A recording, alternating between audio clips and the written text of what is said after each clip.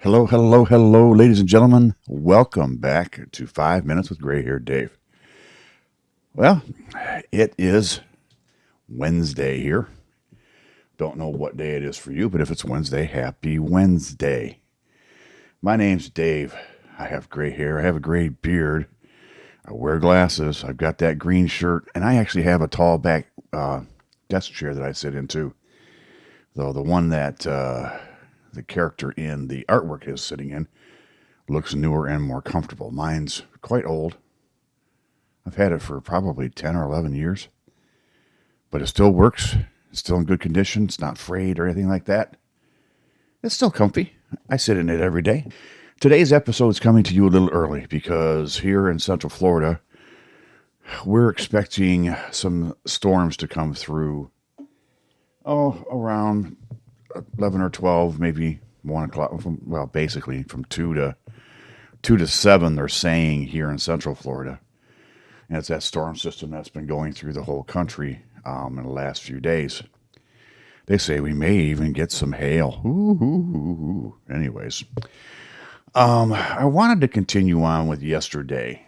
I have been talking or was talking about my cancer and the relationships with my brothers and with the person that was in my life at the time when I was diagnosed with cancer.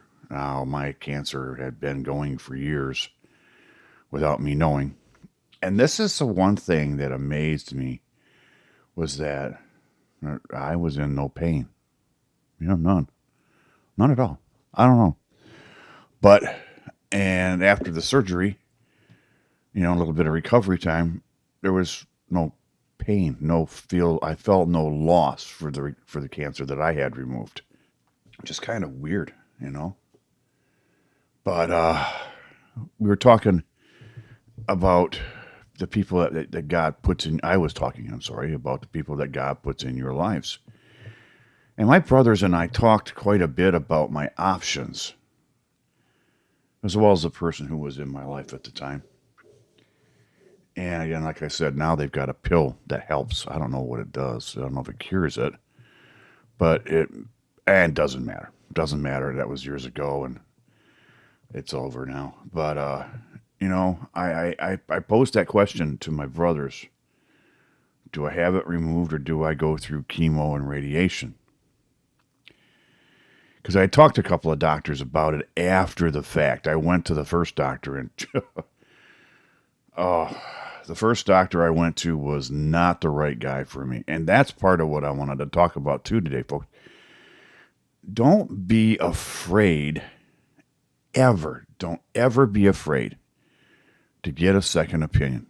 If the doctor is offended by the fact that you would like a second opinion on those test results, then he is not your doctor. Not for you. Not at all. The second doctor I went to told me that the first doctor I went to got the results properly, but he did it in a way that could have been done a lot easier. Also, he said that the option, he was the kind of guy that wanted to go with radiation and chemotherapy, where the other guy just wanted to snip it out and he was looking for cash, I think. I don't know. Nothing against that guy. He just diagnosed it, and that's all his job really, really was. But the second guy explained that the second doctor, it was a 45-minute meeting, basically, get to know you kind of thing, at a big hospital in Orlando. And he took the time to show me what it was, where it was, how it was. And, my girlfriend at the time was there, and she was a nurse. But it was educational, but it was I also got a better understanding of what it was I had. And so I explained this to my brothers when I was talking with them about it. The third doctor I finally landed on, because the second doctor told me, because I wasn't going back to that first doctor anymore. No. My girlfriend at the time and I both agreed, you don't want to go there. But the doctor sent me he sent me to a second guy, and this guy was about removal. and he was one of the leading doctors in the field. He had done the most surgeries. Everything was robotic, which I thought was cool. Um, but they took the time also to sit down with me and explain my options. This isn't like having a tooth removed, a bone set, a wound stitched up. There's time to think and there's time to make choices normally. And you have to make the right choices for you. Not for everybody else, but I found it very, very important to get input from the people in my life. Even 2.5, my best friend. She had the ability to give me her input at the time, what her thoughts were.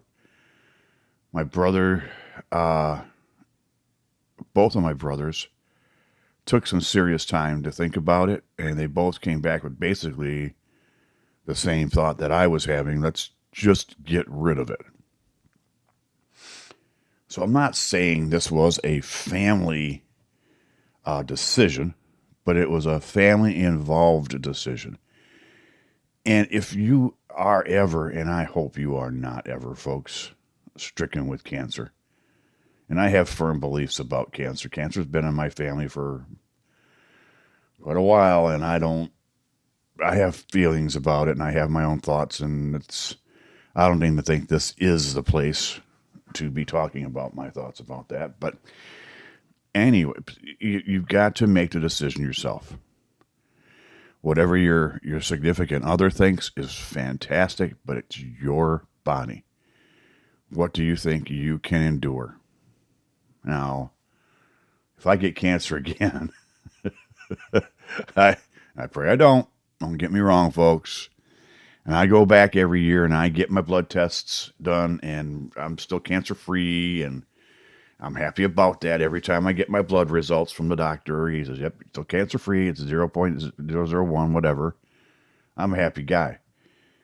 But take your loved one's input as a decision making option. Don't let them make the decision for you. Do it yourself. Give it some thought. But get opinions of those who care about you. And that's what your family is. Even your extended family is worth listening to their opinion. It was really weird. I had to tell work about it because the day I got my diagnosis, I called them. I said, I just got this news. I'm sorry. I am not fit to be there today. And they said, don't worry about it. Come back when you're ready. One of the things I love about Disney is it's family oriented there when it comes to cast members and problems. And a couple of weeks later in the process, one of my managers come up to me and says, "Hey, come here. I want to talk to you for a couple of minutes." My first thought when a manager comes up to you and says, "Hey, I want to talk to you for a couple of minutes," it's like, all right, what did I do now? What did I do wrong? It was nothing like that. He just wanted to chat, see how I was. And it was a nice conversation. He and I it's not that we didn't get along. We had some varying opinions about how things should be done. And it brought us a little closer together. And I think that we're friendlier now than we ever were because of that. I like him. I've always liked him. He's a nice guy.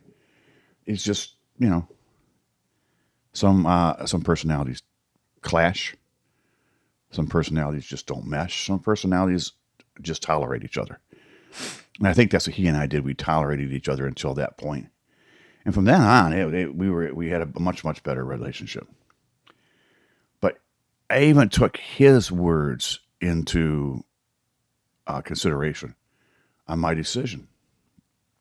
I think you need to too if you have that.